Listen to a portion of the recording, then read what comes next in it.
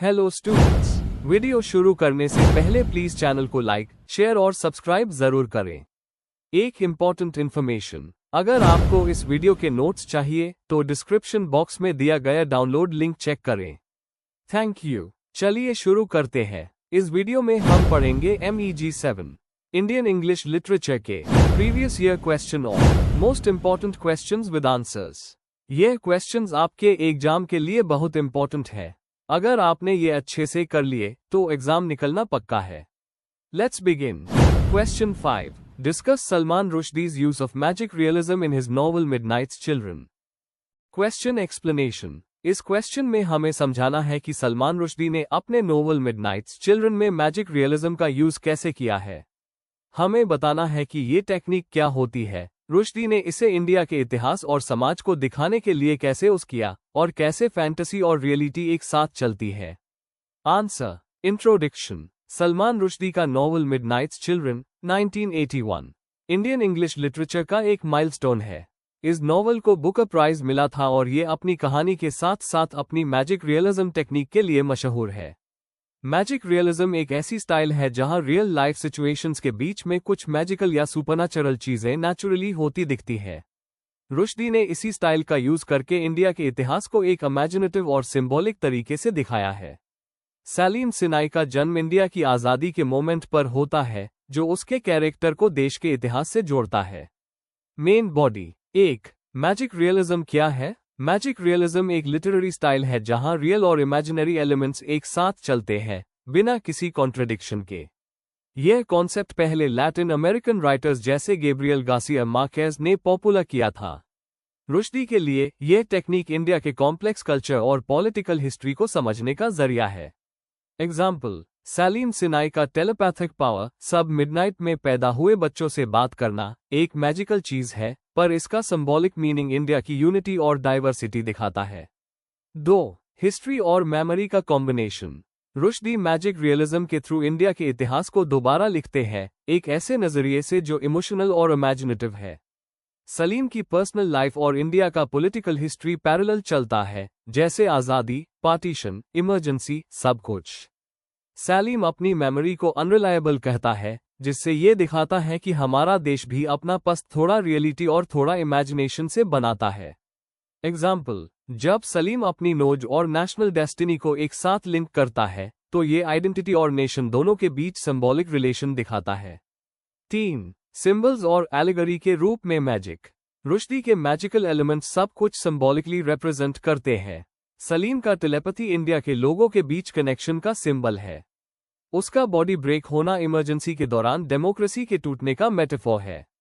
Midnights children India के नए युग के होप्स और चैलेंजेस को दिखाते हैं। एग्जाम्पल, पर्वती द विच का मैजिक और बच्चों के पावर्स इंडियन फोकलो और मॉडर्न लाइफ के साथ कोएग्जिस्टेंस दिखाता है। 4. लैंग्वेज और नैरेटिव स्टाइल। रुश्दी की लैंग्वेज प्लेफुल और एक्सपेरिमेंटल है, जिसमें इंडियन इंग्लिश का फ्लेवर भी मिलता है। सलीम के फर्स्ट पर्सन नरेशन में हिस्ट्री, मेमोरी और फैंटेसी सब मिक्स है। स्टोरी नॉनलिनियर और सर्कुलर है, जैसे इंडियन कहानियों और एपिक्स का स्ट्रक्चर होता है। रुश्दी एग्जैजरेशन और फैंटेसी का उस करके एक मैसेज देते हैं, एक सिंगल ट्रूथ नहीं होती, हर कहानी के अपने वर्शंस होते हैं। एग्जाम्पल, सलीम का कहना कि मैं इंडिया के इंडिपेंडेंस के सेम मोमेंट पैदा हुआ, एक मिथिक लाइन है जो फैक्ट और इमेजिनेशन दोनों को मिक्स करती है। कंक्लूजन, सलमान रुश्दी का मिडनाइट्स चिल्ड्रन मैजिक रियलिज्म का एक क्लासिक एग्जाम्पल है। इस टेक्निक के जरिए उन्होंने हिस्ट्री और फैंटेसी को इतने ब्यूटीफुली मिलाया है कि इंडिया का पूरा एसेंस यूएसएमई समझ आता है, केओटिक, कलरफुल और कॉन्ट्रडिक्टरी। मैजिक रियलिज्म के थ्रू रुश्दी ने सिर्फ एक कहानी नहीं लिखी, बल्कि एक नए तरीके से देश के आइडेंटिटी और इतिहास को समझाया है। If you need the notes of this video, there is a download link in the description box. Be sure to check it out. Thank you. Let's see the next question. Question 6. What are the major themes of Dattani's Tara? Discuss what you think is most important of them. Question explanation. यह question हमसे पूछता है कि महेश दत्तानी के play तारा के main themes क्या है। हमें gender discrimination, identity, family relations और सोसाइटी के डबल स्टैंडर्ड्स जैसे टॉपिक्स एक्सप्लेन करने हैं। साथ ही बताना है कौन सा थीम सबसे इंपॉर्टेंट है और क्यों। Answer. Introduction. Mahesh Dattani modern Indian English theatre के सबसे इम्पैक्टफुल प्लेराइट्स में से एक है। उनका प्ले तारा ह्यूमन इमोशंस, जेंडर इनइक्वालिटी और फैमिली एक्सपेक्टेशंस पर बेस्ड है। इस प्ले का बेस कंजॉइंट ट्विंस चंदन और तारा की स्टोरी है, जिनके सेपरेशन के बाद उनकी जिंदगी बदल जाती है। दत्तानी इस कहानी के थ्रू ये दिखाते हैं कि कैसे पेट्रियार्की और सोशल प्रेशर लोगों के फैसलों को प्रभावित करते हैं। इस आंसर में हम डिस्कस करेंगे तारा के major themes, gender discrimination, identity crisis, family relations और सोशल हिपोक्रेसी, जिसमें सबसे इंपॉर्टेंट थीम जेंडर बायस है। Main body. 1. जेंडर डिस्क्रिमिनेशन कहानी का मुख्य मुद्दा। प्ले का सबसे बड़ा थीम है जेंडर इनइक्वालिटी। जब चंदन और तारा का ऑपरेशन होता है, टैब डॉक्टर और मदर भारती दोनों मिलकर लड़के को फेवर करते हैं। तारा फिजिकली स्ट्रांग थी, लेकिन उससे एक लेग लूज करना पड़ता है सिर्फ इसलिए क्योंकि सोसाइटी लड़कों को ज्यादा इंपॉर्टेंस देती है। दत्तानी ये दिखाते हैं कि पेट्रियार्की सिर्फ आदमियों के जरिए नहीं, बल्कि खुद महिलाओं के डिसीजंस में भी होती है। यह थीम हम सबको सोसाइटी के डीप सीटेड जेंडर बायस के बारे में सोचने पर मजबूर करता है। 2. आइडेंटिटी और सेल्फ रियलाइजेशन। दूसरा इंपॉर्टेंट थीम है आइडेंटिटी। चंदन और तारा दोनों अपनी इंडिविजुअल आइडेंटिटी खोज रहे होते हैं। तारा अपने फिजिकल डिफरेंस के साथ जीती है, जबकि चंदन गिल्ट के साथ। चंदन लंदन जाकर दान बन जाता है ताकि अपनी गिल्ट और इंडियन आइडेंटिटी से दूर भाग सके, लेकिन वो अपने पस्त से कभी बच नहीं पाता। इससे दत्तानी यह मैसेज देते हैं कि आइडेंटिटी को इग्नोर करने से पीस नहीं मिलती। 3. फैमिली रिलेशंस और इमोशनल कॉन्फ्लिक्ट। प्ले में फैमिली डायनामिक्स बहुत इंपॉर्टेंट रोल प्ले करती है। भारती एक केयरिंग मदर है, लेकिन अपनी गिल्ट के चलते तारा के लिए ओवर प्रोटेक्टिव बन जाती है। पटेल प्रैक्टिकल फादर है जो इमोशंस को सप्रेस करता है। फैमिली के अंदर लव और गिल्ट दोनों एक साथ एग्जिस्ट करते हैं, जिससे कॉन्फ्लिक्ट्स और मिसअंडरस्टैंडिंग्स बढ़ते हैं। दत्तानी ये दिखाते हैं कि फैमिली कभी कभी नर्चर भी करती है और डिस्ट्रॉय भी। 4. सोशल हिपोक्रेसी और गिल्ट। तारा मिडिल क्लास सोसाइटी के डबल स्टैंडर्ड्स एक्सपोज करती है। एजुकेटेड और मॉडर्न दिखने वाले लोग भी लड़की के खिलाफ बायस्ड डिसीजंस लेते हैं। सोसाइटी के फियर और लोग क्या कहेंगे एटीट्यूड के वजह से फैमिली रॉन्ग चॉइसेस करती है। दत्तानी ये सब दिखाकर अर्बन इंडिया की सुपरफिशियल मॉडर्निटी पे सवाल उठाते हैं। 5. Most important theme gender discrimination. सबसे डोमिनेंट थीम है जेंडर डिस्क्रिमिनेशन। तारा का डिसेबिलिटी एक मेटाफोर है उन सब रिस्ट्रिक्शंस का जो सोसाइटी विमेन पर इम्पोज करती है। दत्तानी कहते हैं कि जेंडर बायस सिर्फ वीमेन को नहीं, पूरी फैमिली को डिस्ट्रॉय करता है। तारा की डेथ और चंदन का गिल्ट इज इनजस्टिस का सबसे पेनफुल रिजल्ट है। कंक्लूजन। तारा एक इमोशनल और थॉट प्रोवोकिंग प्ले है जो जेंडर इनइक्वालिटी, आइडेंटिटी और गिल्ट के इश्यूज को सामने रखता है। दत्तानी ने इस प्ले के थ्रू यह मैसेज दिया है कि जेंडर बायस सिर्फ एक सोशल प्रॉब्लम नहीं, बल्कि एक इमोशनल ट्रेजेडी भी है। सबसे important theme, gender discrimination, society के अनफेयर सिस्टम को मिरर करता है। हमें इससे सीखना चाहिए कि इक्वालिटी हर रिलेशनशिप का बेस होना चाहिए। If you need the notes of this video, there's a download link in the description box. Be sure to check it out. Thank you. Let's see the next question. Question 7. Discuss Ruskin Bond's techniques of characterization in the stories you have read. Question explanation. इस question में हमें यह समझाना है कि Ruskin bond अपनी कहानियों में कैरेक्टर्स को कैसे डेवलप करते हैं। मतलब उनका लिखने का स्टाइल, उनके कैरेक्टर्स का नेचर और उनके इमोशंस कैसे दिखाए गए हैं, ये सब बताना है। आपको उनकी फेमस स्टोरीज के एग्जाम्पल्स देने चाहिए जैसे the thief, the woman on platform 8, the eyes have it और the blue umbrella. Answer. Introduction. Ruskin Bond India के सबसे प्यारे और सिंपल राइटर्स में से एक है। उनकी कहानियां छोटी होती हैं, लेकिन उनमें लाइफ का असली रंग होता है। उनके कैरेक्टर्स आम लोग होते हैं, लेकिन उनके इमोशंस और उनकी कहानियां बहुत दिल छूने वाली होती है। कैरेक्टराइजेशन यानी कैरेक्टर्स को लिखने का तरीका उनकी राइटिंग का सबसे स्ट्रॉन्ग पार्ट है। आज हम देखेंगे कि बॉन्ड कैसे अपने कैरेक्टर्स को जिंदा कर देते हैं, छोटे टाउन्स, पहाड़ी लाइफ और इंसानी फीलिंग्स के जरिए। Main body. 1. रियल और सिंपल कैरेक्टर्स। रस्किन बॉन्ड के कैरेक्टर्स रियल लाइफ से इंस्पायर होते हैं, आम लोग जिनके इमोशंस बहुत जेन्युइन होते हैं। उनकी स्टोरीज मसूरी, देहरादून या छोटे शहरों के बैकग्राउंड में होती हैं, जहां से वो खुद बिलोंग करते हैं। द थीफ में छोटा लड़का और अरुण दोनों इतने नेचुरल लगते हैं जैसे हम उन्हें जानते हो। बॉन्ड के कैरेक्टर्स हीरो नहीं होते, बस एक अच्छे इंसान होते हैं जो छोटी छोटी बातों में ह्यूमैनिटी दिखाते हैं। 2. फर्स्ट पर्सन नरेशन का यूज। बॉन्ड अक्सर अपनी स्टोरीज फर्स्ट पर्सन में लिखते हैं, मतलब आई के पॉइंट ऑफ व्यू से। इससे रीडर को कैरेक्टर के इमोशंस और थॉट्स डायरेक्टली समझ आते हैं। द आइज हैबिट में ब्लाइंड नरेटर के थ्रू हम उसकी सोच और उसका इमेजिनेशन महसूस करते हैं। इस नरेशन स्टाइल से उनके कैरेक्टर्स और भी रियल लगते हैं। 3. इमोशंस और इनर फीलिंग्स का डेप्थ। बॉन्ड के कैरेक्टर्स के अंदर इमोशनल डेप्थ होती है, उनकी कहानियां सिर्फ इंसिडेंट्स नहीं, इमोशंस का सफर होती है। द वुमन ऑन प्लेटफॉर्म 8 में छोटा लड़का और एक अननोन वुमन के बीच जो बॉन्ड बनता है, वो ह्यूमन काइंडनेस को दिखाता है। उनके कैरेक्टर्स अकेलापन, कंपैशन और इंसानियत दिखाते हैं। हर स्टोरी एक मोरल या रियलाइजेशन के साथ खत्म होती है। 4. नेचर के साथ कनेक्शन। नेचर बॉन्ड के लिए सिर्फ बैकग्राउंड नहीं है, वो कैरेक्टर का दोस्त होता है। उनकी कहानियों में पहाड़, पड, नदी सब लोगों के इमोशंस को रिफ्लेक्ट करते हैं।